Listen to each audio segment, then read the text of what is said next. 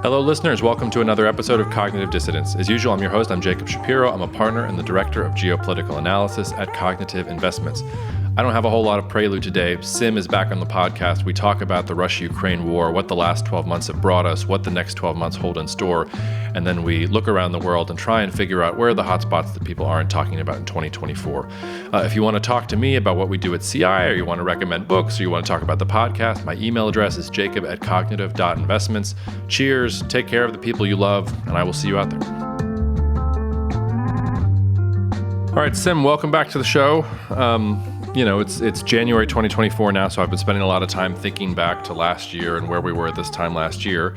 And in some ways, not a lot has changed, but things have changed significantly in Ukraine. I was pretty optimistic around this time last year that Ukraine had the upper hand in the war with Russia and that things were going well and that Russia wasn't going to be able to keep it up. We fast forward to this week, and I'm more pessimistic than I've been about Ukraine's chances really since the invasion started.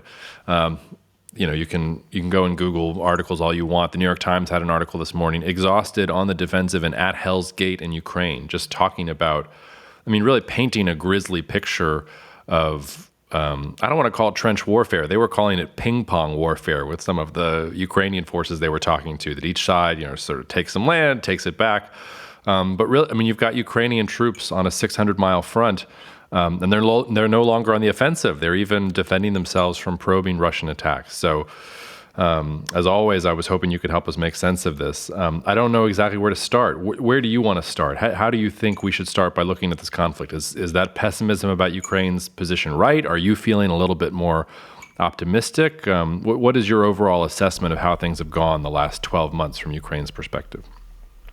Well, I think there's different ways to look at how things have evolved in 2023. The big thing that everybody obviously has noted, and it is probably dominating the assessments of success or lack of success in Ukraine, is the fact that when you look at where the front lines were coming out of the winter 2022, 2023, and you compare those to the front lines now, they look very similar. There's very tiny changes here and there, but nothing that reshapes the conflict. And of course, that goes paired with the ambitions, the expectations of the so-called summer offensive that Ukraine was going to conduct, which I think officially was started somewhere in July.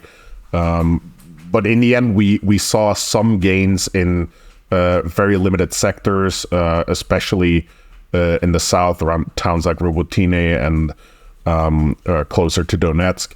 But essentially, we didn't see those front lines being broken and big thunder runs as we saw in Kharkiv the year before.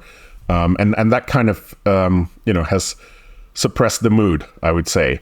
But I think it's important to look beyond the lines on the map and to also look at what has actually changed through that summer offensive through the year. And one of the big things that happened there, of course, is the increased levels of attrition that Russia has had to deal with. So during that summer offensive, as well as throughout the entire year, the numbers of casualties that Russia has suffered, so dead and wounded soldiers, as well as losses of equipment, has been much higher than it had been in 2022. And let's not forget that 2022 started off with that massive peak already, where during the initial movement phase of the conflict, Russia kind of sacrificed a lot of its equipment and troops in hopeless attempts to extend deep into Ukraine. So I think when you add all of those things up, yes, 2023 was a failure to break through those current front lines, but the war has evolved over the course of the year to the disadvantage of Russia. Has Russia lost? It seems to me that a war of attrition favors Russia because Russia has more soldiers and has more ability than Ukraine to produce ammunition. and arguably has more ability to produce ammunition for Ukraine than the Europeans have shown, maybe even the Americans, although the Americans have surged some of their production for some of these things. They also have Israel, which now wants a lot of weapons too. So I take your point that Ukraine's been able to score some wins against Russia, but have the wins been big enough to balance Ukraine's disadvantage in an attritional fight, or am I wrong about who gains from an attritional fight? There's a couple little things there that I think I want to dispute a little. When we're talking about Russia having the deeper pockets in a war of attrition, there is something to that. Russia's breaking point in terms of being able to find people to mobilize is very, very far from where they currently are. There are obviously political restrictions on those mobilizations. Russia's been very hesitant to actually launch into their next large wave of mobilization. So I think one of the reasons for that is probably that we have the presidential elections coming up in March 2024 in Russia, which I imagine after that point, once Putin's position has once again been publicly secured and celebrated, there will be a little more appetite to do these controversial things like have an additional mobilization. In addition to that, when you're talking about the production of defense equipment and especially munitions, artillery munitions, let's also remember that 2023 is the year where Russia started to import large amounts of North Korean artillery munitions to make up the gaps that it was facing. So both Russia and Ukraine are depending on external sources of that artillery munition to keep the guns going. Now, something important to be said about that artillery munition availability competition between the two sides is of course that that's perhaps one of the more difficult things that Ukraine is dealing with right now, where during that summer offensive, when they forced that higher level of attrition on Russian forces that included larger numbers of Russian artillery being taken out of the battlefield, that advantage seems to have been kind of lost or is close to being lost by limitations on availability of artillery munitions on the Ukrainian side, right? So as they take away Russian artillery, that means that they relieve pressure on their own artillery systems as the potential for counter battery fire is reduced. But if you don't have the shells to fire, that advantage evaporates again. And I think that's kind of the point where we're at now. So both sides are definitely having problems in coping with the munitions they need, and then especially when we're looking at the more high-end systems that Russia's been trying to use, the cruise missiles, ballistic missiles. We're seeing that Russia really has to ration those to extreme levels. Between the summer of 2023 and just recently around New Year, we saw very little of those kind of depth strikes into Ukraine using those kind of ballistic missiles and cruise missiles. Russia now has again used a substantial part of the weapons that they stockpiled over the past 6 months. We'll probably see some additional attacks of that nature in the coming weeks and months, but they will have to go back to stockpiling them instead of using them and then using them again when they are available. So they are not able to keep that pressure up at a constant rate. And then I think that kind of behavior is indicative of the situation that the Russian military faces across all different types of equipment as well. The same type of dynamics we could probably expect to be the case for ground vehicles, tanks, artillery systems.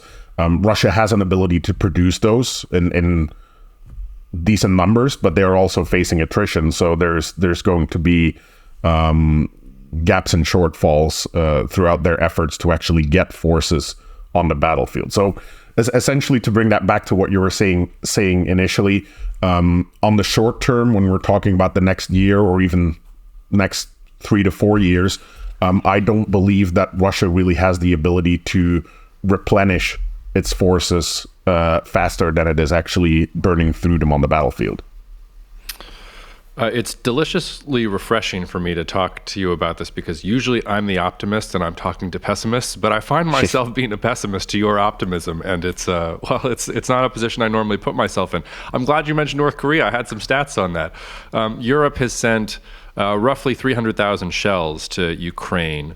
According to Lithuania, he's the Lithuanian. I think it was the defense minister. Yes, the foreign minister said that the total deliveries from EU countries to Ukraine was 300,000 shells. South Korean intelligence says the North Koreans have already sent 1 million to the Russians. So I often make fun of North Korea when I'm giving talks about how, China, the only ally they have in the world is North Korea. And the one thing North Korea does is make the types of ammunition shells you need for an attritional fight. They can't do anything else maybe in the world, but that's what they do. And the North Koreans are literally outproducing all of Europe. You also mentioned sort of the politics. I mean, Putin's election, he's fine. Like during the summer, I was thinking, oh my God, Prigozhin, maybe this is the beginning of the end and we're going to have a Romanov type, style demise for Putin or something like that. He's fine. He's rubber stamping his elections. He's doing whatever he wants. We can't say the same for Zelensky. Zelensky, who's, chief of his general staff, and his generals are coming out and contradicting him in public and saying this guy doesn't know what he's talking about.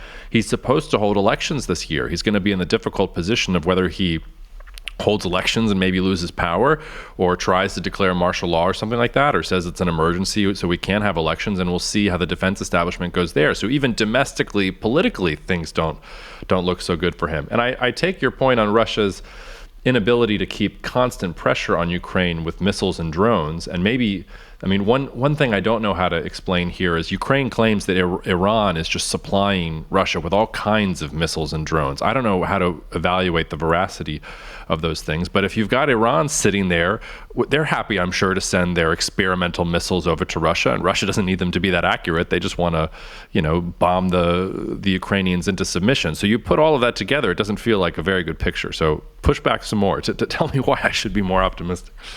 Well, on Iran, we've seen more Iranian ballistic missiles fired from Yemen towards Israel than from Russia towards Ukraine so far, right? There's a lot of the Iranian drones, the Shahed type drones that we're seeing used by Russia. Many of those are also produced locally in Russia under license of the Iranian developments. But that's one of the things I've actually been wondering about as well, why we haven't seen those theater level ballistic missiles that Iran has focused on developing for decades. It's one of the main deterrents that they actually position themselves with in the Middle East. We haven't seen those types of weapons actually show up in Russia. So I'm a little bit surprised actually that we saw the North Koreans ballistic missiles appear before the Iranian ones. But that is possibly something that could be coming in the future, where as Russia is trying to maintain some kind of pressure deeper into Ukraine, I might have misspoken countries. I meant to say Russia maintaining that pressure into Ukraine. But essentially, those kind of depth strikes, while they are significant in terms of effects on Ukraine's infrastructure, they are not directly affecting the battlefield, right? A missile on an energy plant deep in Ukraine, or even one of the defense factories inside Ukraine, is not going to allow Russian forces to break out on the front line. And let me just turn that criticism around the opposite way as well, where a lot of what Ukraine is doing when it gets the Storm Shadow missiles and similar systems, when they are striking airfields deep into Crimea, when they are striking Russian Navy assets in the Black Sea, that also, of course, is not translating to breakthroughs on the front line, right? So, and it's an interesting situation where both sides have actually shown a similar kind of limitation, and I've seen both Russian mill bloggers as well as Ukrainian commentators discuss the same issue on their own respective sides of the conflict, where the ability to actually coordinate all these different levels of warfare, all these different capabilities, to coordinate them in such a way that it actually leads to the highest benefit on the battlefield, that is still something that they are both unable to do. And I think, to take my optimism on, Russia's dire position in maintaining that war of attrition in the longer term, to take that optimism into a more pessimistic direction. I also think that there's no reason, in absence of Ukrainian abilities to actually coordinate their means successfully to break through the front lines, there's no reason that Russia would run out of resources to maintain the positions that they currently hold in Ukraine. Mm-hmm. Well, so where do we go from here then? So I know that the chief of Ukraine's general staff, he literally described it like a trench warfare, World War I type scenario where both sides were stuck. And he laid out all the Christmas list of things he thought Ukraine needed in order to win, which was they can't even get ammunition shells from Europe, let alone fancy drones and fancy missiles and fighter jets and everything else that they're talking about. So are we just sort of stuck in, here's the line, it's going to move a little bit back and forth, and there will be missiles, but some kind of frozen conflict? Or do you think that both sides are gearing up for some sort of summer offensive 2.0, see if they can't take the lessons from the last year and push through? How are you thinking about how this conflict is going to evolve over the next 12 months? So I think they haven't run out of options yet, right? And I think when we're talking about the frozen conflict situation, that's essentially a situation that emerges when there's no more options to change the battlefield or to change the front line available to Ukraine specifically in this context, right? So as long as there are still some things to try, and that might seem a little bit of an amateurish approach, right? That just we'll throw some stuff at the wall and see what sticks. But essentially that's kind of the position we're in. The things that have been tried so far did not work. I think one of those things that some people are looking at is the potential effect of the F-16s being delivered to Ukraine becoming operational. I'm not entirely sure just how much of an effect that would have on the conflict as a whole, for the same reasons that I mentioned before, where I wonder how much those new capabilities and the different capabilities that the F-16 has, you could use it for a lot of different things, but they might only use it in an air defense capacity, which of course adds a lot of value in that domain, but still leaves a lot of other things that you could achieve with a system like that on the table. And so yeah, I fear that they won't be able to actually integrate that into the full operational war plan. That could potentially cause some shifts, perhaps a breakout in the Kherson region, or putting pressure on Russian forces somewhere else along the front line to cause those forces to finally break. No, I don't think the F-16 is the only thing that all of this is hanging on. I think one of the lessons, or the types of lessons that Ukrainians also learned in their attempt at the summer offensive, was how they could actually try to coordinate these larger armored forces that they obtained through all the different deliveries from the West, in trying to break through heavily defended, fortified, mined positions. And I think, new procedures, new processes have come out of that hopefully, once the winter is over, will lead to some renewed attempts, some different ways in trying to achieve those breakthroughs. I'm not saying that's necessarily likely, but I think that's something that will be tried. So I think at least for the coming year, there's going to be that influx of some new elements, some experimentation that will keep the conflict going. Now, if we're talking about a longer term at this point, if we're talking about, 5 years ahead, what does a conflict look like? Will it necessarily have changed? Will Ukraine reach the Russian border and liberate its entire territory? I don't think we can make a call on that. I think that's that optimism that we saw after 2022 when the Ukrainian capabilities against the Russian military, and especially the way that the Russian military was fighting at that time, I think that's all out the window, right? We don't.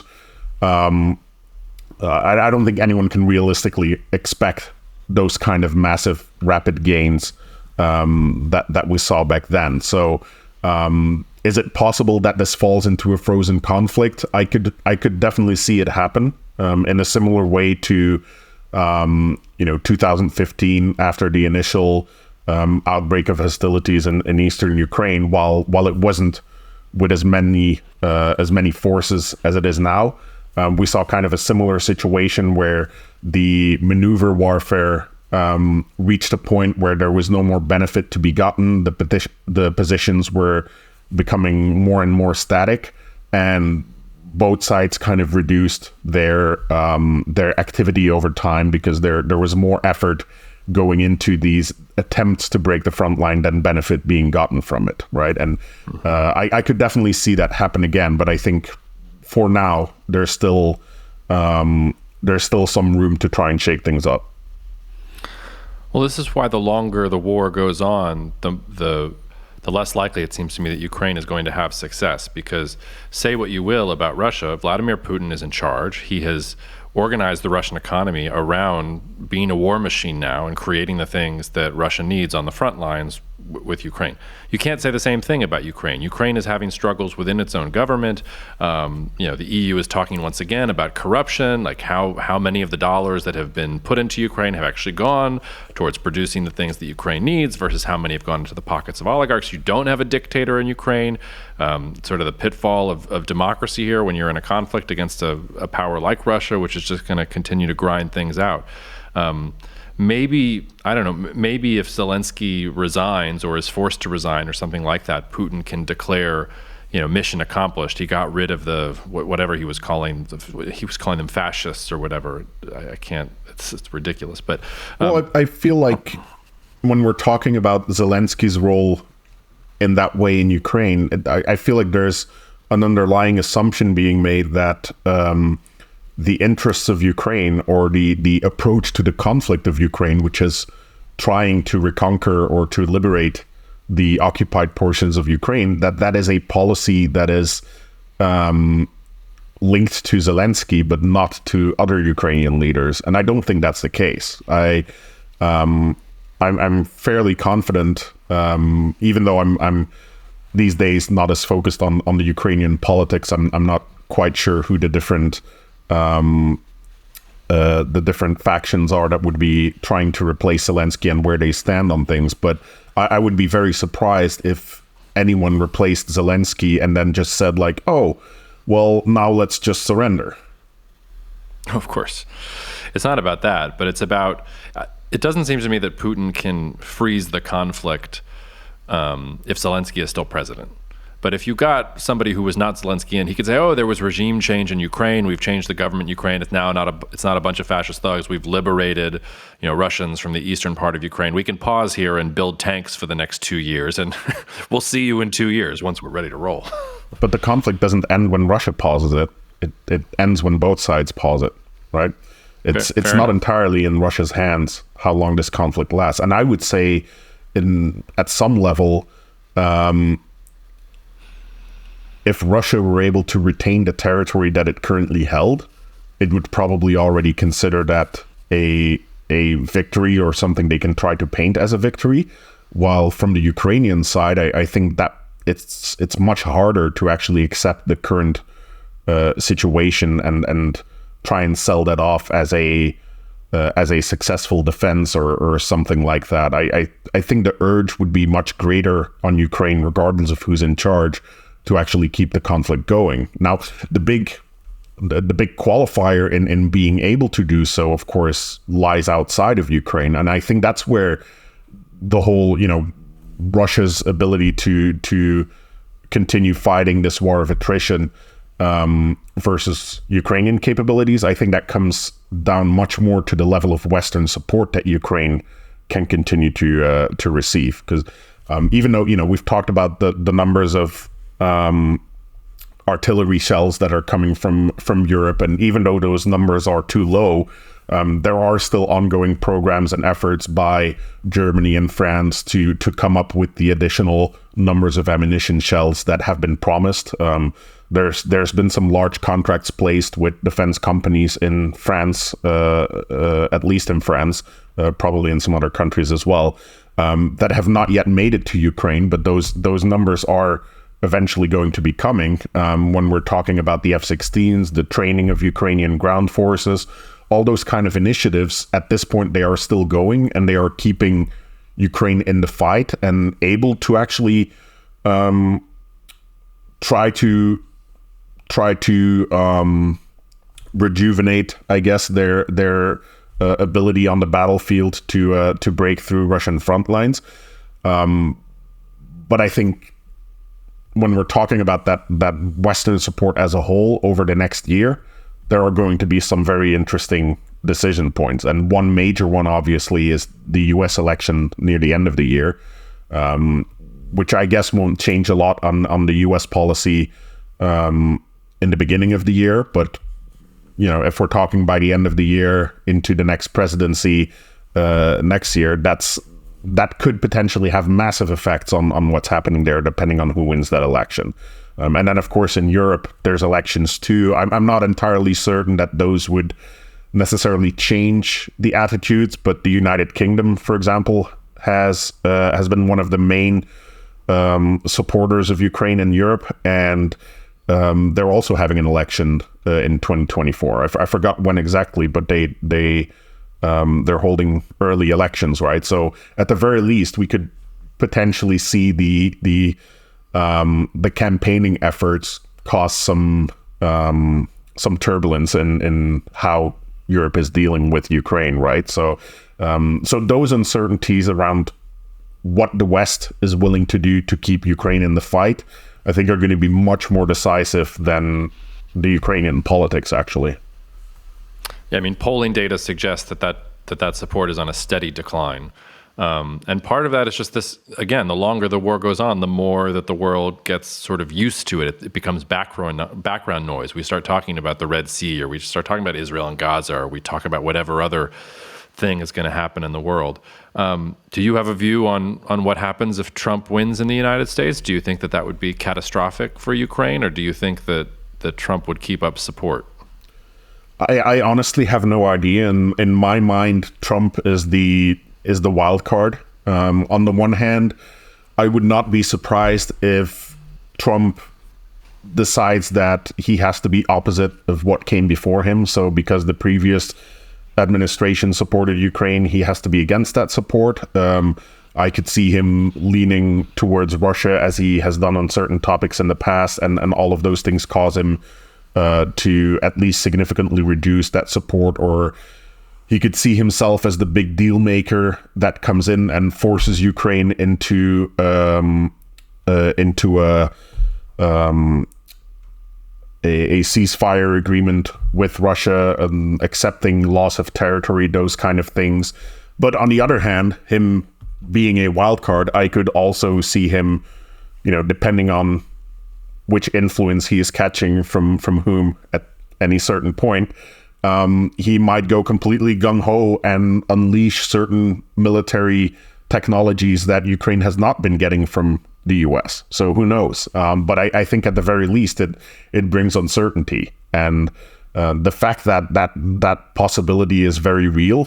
I think, not an expert on US politics, but I think so far things are looking for another Biden versus Trump election. And I think at this point, that's difficult to kind of project who will actually come out on top. And Ukraine knows this is happening. Europe knows this is happening. They also know in Europe that if the US drops out of this game, whatever Europe continues to provide to Ukraine is going to be much, much less significant in the long run. So in a way, everybody that's looking at how much they want to commit to the fight in Ukraine, they are looking at what might happen with that US support. And if the US support falls through or doesn't come through in the end, I think that puts Ukraine in a very, very weak position. Have you seen any signs that that is affecting what Ukraine wants to do on the battlefield? Like, is there a timer in Zelensky's head or in the general's head that, hey, we have until U.S. elections where we are sure of what kind of support we're getting from the United States, so we need to do X, Y, and Z before then? Or can you not draw a straight line between those things? I've not heard specific statements on the U.S. elections. I mean, obviously, people talk about Trump and how he might affect the battlefield or the availability of equipment that Ukraine needs on the battlefield. There are always these occasional deadlines, much shorter than a year from now, that people get hooked on. I remember during the summer offensive, there were certain deadlines related to assessments of Russia's ability to fight, where people were saying, if we don't end this war by November, there's no ending it. Or there's no winning it anymore. But now we're past November, and that attitude has not stuck, right? So people are obviously going to make up these kind of ultimatums or something like that. But in the end, like on the ground, people continue to fight, and they will continue to fight as long as they have the means to do so. So I think it's until the actual material support dries up.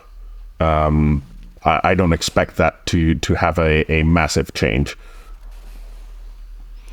Fair enough. Well, to wrap up this part of the conversation, so what is your most likely scenario for 2024? When we're sitting here across from each other in January 2025, what do you think we're talking about? Do you think much is going to change? I mean, I know we can't, there's a lot of uncertainties out there, but what's your most likely scenario or base case at this point? I mean, this is where the pessimism comes up again. If I really have to make a call and say what is the most likely case out of the different scenarios, then I'm afraid we might be having the same conversation that we're having now. We might have less future options to talk about at that point. The longer this kind of stasis continues on the front lines, the less of those future potential or future options are going to be available.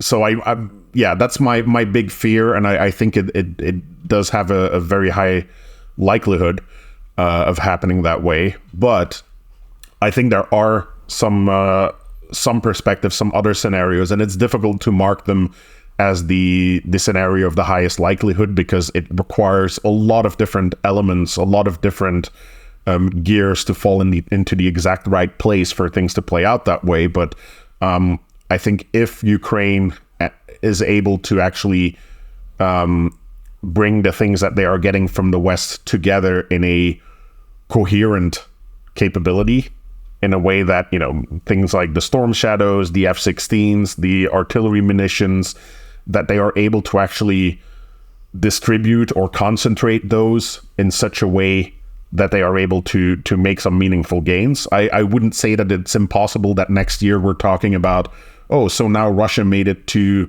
the edge of Crimea. That changes things. That's one possible thing we could be talking about, but it requires a lot of things to happen just right. And the first of those things to happen just right, of course, is the Western support to keep going. And that means that the debates in the European Parliament, the debates in US Congress, those need to actually be resolved, and the support to Ukraine needs to be clear, needs to be decided. What is it going to include? What is it not going to include? For example, those kind of debates on ATACMS, which we've talked about numerous times in the previous episodes I was on. That's still something where it's not really clear whether that is something that the administration has greenlit or not, or those kind of things are causing big problems in Ukraine being able to actually plan what they are trying to do and how they are trying to bring together those capabilities. Yeah. Maybe let's, we've spent a good half hour on Russia and Ukraine. I'm curious if you have any thoughts about the Red Sea. One of our last podcasts about it, I was voicing some some pretty serious concern about what's going on in the Middle East. I'm sort of shocked that we're here almost 3 months from October 7th and 8th and everything that happened around that time period. And the U.S. is sort of, not coming in really strong and opening up Red Sea shipping and things like that. Do you have any sense of, or I'm curious what your level of concern is about the Red Sea in general, and whether and how that conflict connects back to Russia and Ukraine? Because obviously you've got Iran there too, and when you start to put all the pieces together, like all of these things are interconnected. So are you concerned there, or do you think it's kind of a much ado about nothing? Help me figure that out. Well, I'm actually mostly surprised about the way that the West, NATO countries, we keep talking about this vague entity, the West, but it is, of course, primarily the US and its NATO allies. But I am a bit surprised by the seemingly weak approach that they have taken to the threat coming out of Yemen. So it seems like right now the emphasis of their response is on protecting vessels at sea using missile defense capabilities of those vessels, air defense capabilities of those vessels, of course, not just missile defense, and the ability to intervene against vessels that are trying to board commercial vessels. So it's essentially a copy of the anti-piracy response from back in 2008, 2009, with an added missile defense and air defense aspect to it. Which is a little surprising to me, because we're not talking about this kind of distributed low-intensity threat that piracy was at the time. We're talking about a military actor in Yemen, particularly the Houthis and other factions aligned with them, that have a presence on the ground that you can actually hit.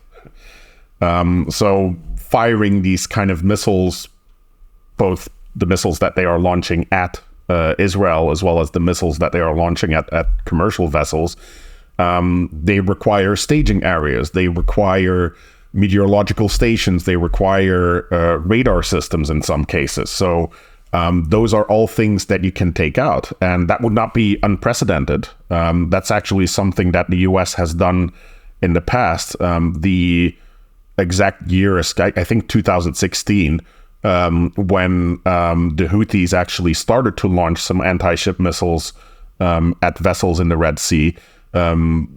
It didn't take that long for the US to just take out the 3 radar stations on the coastline that were feeding the targeting data for those missiles, and the crisis was over, right? So I'm a little surprised in how weak that response is. It feels like the kind of response where they're hoping things to quiet down without having to commit too much, doing the minimum to guarantee some level of safety, but at the same time, that also leaves some potential for an additional long-term cost to emerge from that. Because if things don't die down, then you haven't committed the initial cost that it would have taken to actually cut it down from the start. Well, I mean, it's not working. Like, shipping companies are going around Africa now, and clients that I'm talking to are very concerned. Is there any way to draw a link between what's been happening in the Sahel and the U.S. willingness and ability to do these operations? For instance, I know in Niger, the U.S. had an air base where a lot of drones that were active in the region and things like that were supposed to be based. I don't know they're probably not flying a lot of missions out of any Niger air base after the coup and things like that. Is there any sense that this is a capability constraint, that they don't have friendly countries or the usual basing requirements that they have before? Or maybe Saudi Arabia is telling them, hey, no, absolutely not, don't do this, we're not interested in this right now? Or is that a bridge too far? I don't think it's a capability issue. Keep in mind that we have Djibouti just across the water. Both the French and the U.S. Air Force have a substantial presence or an ability to operate a substantial task force out of Djibouti. So I don't think that's a problem. The bigger problem might be what you're alluding to about potentially Saudi Arabia saying, let's not do this. I'm not sure if Saudi Arabia would be the one holding a hand over the Houthis and saying like, hey, let's play nice with these guys. But I think it's possible that there are some concerns about how the role and the posture of the US and other Western armed forces in a conflict that is still being characterized at its essence as the Arab-Israeli conflict, that could harm relations with other countries. So if even though if we isolate this as Houthis threaten commercial shipping in the Red Sea, the West responds to that threat. That's a very clean little operation that you could do, a very clean objective to achieve. The reality is that the world public is going to translate that into U.S. Air Force and NATO Air Forces come to the aid of Israel, right? And that makes it a little more electorally sensitive in the West itself, as well as, of course, sensitive in relations between those Western countries and United Arab Emirates, Qatar, Saudi Arabia, Egypt, all countries in the region, which themselves are facing significant difficulties in balancing their own relations with Israel versus those with Palestine, with Lebanon, with Yemen. So it's definitely not an easy situation to kind of just go in and say, oh, we're just going to do this. But in a purely mechanical sense, I think there's options there that are not being used right now. Last question for you, and it's okay if the answer to this is no. Those are the main conflicts, but everybody knows about Russia and Ukraine now. Everybody knows about the Red Sea and the Middle East war. I'm curious what oxygen those conflicts are sucking out of the room. Are there any other hotspots around the world that you are focused on that you feel like aren't getting their due? Any wars or conflict zones that you think, when we're looking back 12 months from now, we should have known that was brewing because all the signals were there? It was just we were distracted with other things. Is there anything like that on your radar? I won't call them black swans because you can't imagine a black swan. But what are the worst case scenarios or the things that you're worried about in 2024 that you think nobody else is worried about? Or are you optimistic? That's an answer too. It's hard to say. I'd be being optimistic depending on how those conflicts evolve. The reality is there's always going to be multiple conflicts going on in the world, and probably not cause for celebration. But in terms of what you're looking for there, something that we're ignoring that could kind of jump up as a big problem or something like that in 2024. I'm not quite sure about something to highlight in that context. And I'm sure that something will pop up in 2024 that we haven't talked about. There's always bound to be something. The fact that I'm saying now that I can't think of one guarantees that there will be one. Right. But I think what you were mentioning earlier in terms of Niger, and we've talked about this in one of the past episodes as well. I think the situation in general around Mali, Niger, Burkina Faso, that continues to be a situation that is left festering, that is going to require some kind of address at some point in the future. And I'm not thinking that's going to lead to anything drastic or volatile in the next year per se, but in the longer term, there's bound to be problems coming out of that situation. And by that situation, just to be clear to those that are not familiar with it, we're talking about the different coups that have taken place, the military governments that are leading Mali, Niger, and Burkina Faso, but especially the fact that those military juntas have driven out Western military actors, which has significantly reduced the pressure on jihadist groups operating in the region. And we're already seeing that since the coup in Niger took place. Jihadist attacks are definitely on the rise. Again, at this point, this is not at a level where it directly threatens Europe or the United States in any kind of meaningful way, but we've seen what that could emerge into back in 2013 when the fallout from Libya led to the massive expansion of jihadist groups in northern Mali setting up their own quasi-caliphate. So things like that could happen at some point. I'm not going to call it for 2024, but yeah, at some point we need to take a deep look at ourselves and how we can deal with that situation, or things will get out of hand eventually. You heard it here first, folks. Go long jihad in 2024. Good Lord. I'm not sure that's what I meant. No, it's okay. I'm tongue in cheek. I did want to ask you, Venezuela has been making a lot of noise about Guyana recently. Yes. I have no frame of reference for whether Venezuela has functioning military forces. Does a Venezuelan military threat bother you at all? Or do you think that is something that you can dismiss? It's a very interesting thought exercise. I won't go too deep into some of the thinking I was doing earlier, but for different reasons, I was looking into the planning and contingency planning leading to the U.S. intervention in Panama back in 89, right? So when this stuff in Venezuela started to happen, that was one of the first things that kind of came to mind, because obviously it's the same combatant command that would be responsible for any kind of intervention in South America.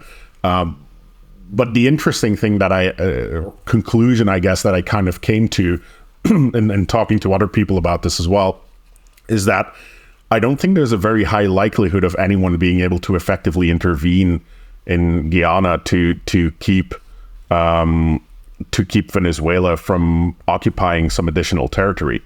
Because the reality is that when you look at this in a geographical sense, it's very difficult to access this part of the world. The only real way that you would have to get to that part of Guyana is coming in from the coast. Countries like Brazil, even though they are they are a bordering country, they're not going to be marching an army through the middle of the jungle to get to the coastline of Guyana, which is kind of where things are. So air power is one thing that could play a part there. That's something that you can easily project over the treetops in South America. But the reality is that in the end, you're going to need some kind of boots on the ground to actually establish control, to claim presence. So if Venezuela is able to do that coming in from along the coast, then I'm not sure who would be able to come in to force Venezuela out. And I'm hearing a large U.S. audience getting up on their chair and screaming at me, like, obviously that's what the Marines were made for. But conducting a contested landing of the U.S. Marine Force in Guyana to kick out the Venezuelans, that seems to me like a very risky option for a very limited gain or very limited impact. So I think at this point, Venezuela, like, Guyana might be for the taking. Like, if Venezuela really wants to do it, I think they probably can. I'm not entirely sure why they are suddenly doing this, but perhaps it's mostly supposed to be kind of a national rallying point or something like that. But I think if they want to roll into Guyana, I think there's very little that could happen from the outside to physically stop them. Huh.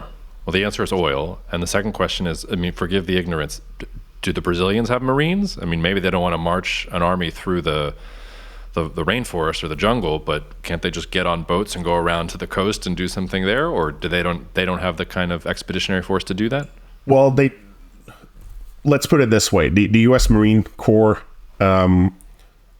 is the best trained fighting force in the world when it comes to these kind of amphibious operations. There's no doubt about that. At scale, these are the only guys that do this kind of stuff. So most countries in the world, including Brazil, have some type of naval infantry and things like that. But actually conducting a contested landing, which with a force of multiple brigades or something like that, and then being able to actually sustain those forces in combat, that's a very, very intense logistical expeditionary exercise that yeah, I don't think Brazil is prepared for that. All right. Well, there's some unpleasant food for thought. Sim, we'll have you back soon. Thanks as always for making the time. It's good to see you and hope the year starts off good, man. Thanks, you too. Thanks for having me on. Thank you so much for listening to the Cognitive Dissidents podcast brought to you by Cognitive Investments. If you are interested in learning more about cognitive investments, you can check us out online at cognitive.investments. That's cognitive.investments. You can also write to me directly if you want at jacob@cognitive.investments. Cheers, and we'll see you out there. The views expressed in this commentary are subject to change based on market and other conditions. This podcast may contain certain statements that may be deemed forward-looking statements. Please note that any such statements are not guarantees of any future performance, and actual results or developments may differ materially from those projected. Any projections, market outlooks, or estimates are based upon certain assumptions and should not be construed as indicative of actual events that will occur. Cognitive Investments LLC is a registered investment advisor. Advisory services are only offered to clients or prospective clients where Cognitive and its representatives are properly licensed or exempt from licensure. For additional information, please visit our website at www.cognitive.investments. The information provided is for educational and informational purposes only and does not constitute investment advice, and it should not be relied on as such. It should not be considered a solicitation to buy or an offer to sell a security. It does not take into account any investor's particular investment objectives, strategies, tax status, or investment horizon. You should consult your attorney or tax advisor.